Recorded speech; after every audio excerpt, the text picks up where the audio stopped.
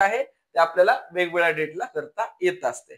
तर यामध्ये जेही आपला ऑनलाईन रजिस्ट्रेशन प्रोसेस या ठिकाणी शेड्यूल आहे, हा शेड्यूल आपल्याला 23 तारखेपासून 30 तारखेपर्यंत आपल्याला देण्यात आला आहे.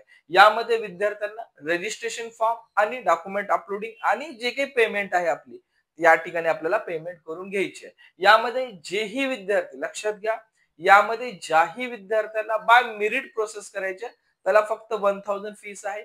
ज्याही विद्यार्थ्यांना ओनली मॅनेजमेंट करायचे अशा विद्यार्थ्यांना या ठिकाणी 5000 फीस आहे. आणि ज्याही विद्यार्थ्याला बाय मेरिट आणि मॅनेजमेंट कोटा या दोन्हीसाठी करायची असेल तर याची गव्हर्नमेंटची 6000 आपल्याला फीस देण्यात आली आहे. आपली या ठिकाणी ज्याही विद्यार्थ्याचं रजिस्ट्रेशन झालंय या विद्यार्थ्याची पहिली यादी 2 तारखेला लागेल आणि त्यानंतर आपल्याला जे काही आपलं सीट मॅट्रिक्स म्हणा किंवा प्रोव्हिजनल मेरिट लिस्ट 2 तारखेलाच पब्लिश होणार आहे. आणि ऑनलाईन फिलिंग लक्षात घ्या, विद्यार्थ्याचं आणखी कन्फ्युजन असतं की रजिस्ट्रेशन सोबतच कॉलेजचे नाव द्यायचे का, तर तसं काही नाहीये.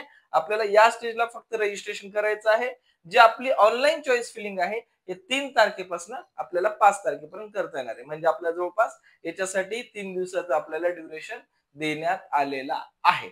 तर याच अनुषंगाने आपण रजिस्ट्रेशन कसं करायचं आहे